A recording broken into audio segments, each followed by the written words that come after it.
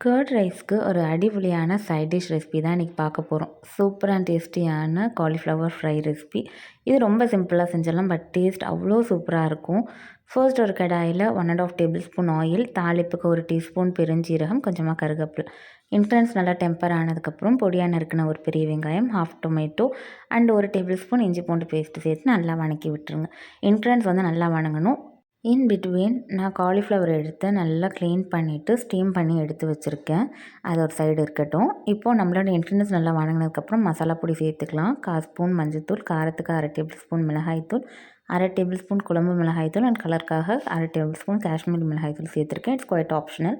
மசாலா பவுடர்ஸோட பச்சை வாசம் போய் நல்லா வணங்கி வந்ததுக்கப்புறம் நம்ம ஸ்டீம் பண்ணி எடுத்து வச்சுருக்கிற காலிஃப்ளவர் அண்ட் இந்த ரெசிபிக்கு தேவையான அளவுக்கு சால்ட்டும் ஆட் பண்ணி நல்லா சாட்டே பண்ணிக்கலாம். ஃபைனலாக வந்து 2 காய்ந்த வத்தல் வந்து கிள்ளி சேர்த்துக்கோங்க. கொஞ்சமாக கருவேப்பிலும் சேர்த்து நல்லா கர்ட் ரைஸோட சர்வ் பண்ணிங்கன்னா அடிப்பொலி காம்பினேஷனாக இருக்கும். கண்டிப்பாக நீங்களும் ட்ரை பண்ணி பார்த்துட்டு காலிஃப்ளவர் ஃப்ரை ரெசிபி எப்படி இருந்துச்சுன்னு கமெண்ட்டில் சொல்லுங்கள். இந்த வீடியோ பிடிச்சிருந்தா சின்னதாக லைக் கொடுங்க. நம்ம சேனலில் வர வீடியோஸ்லாம் பார்க்க உங்களுக்கு விருப்பமாக இருக்குன்னா கண்டிப்பாக சேனலை சப்ஸ்கிரைப் பண்ணி வச்சுக்கோங்க. நம்ம வேறு ஒரு இன்ட்ரெஸ்டிங் வீடியோவில் பார்க்கலாம். Until then take care, Tata, bye bye.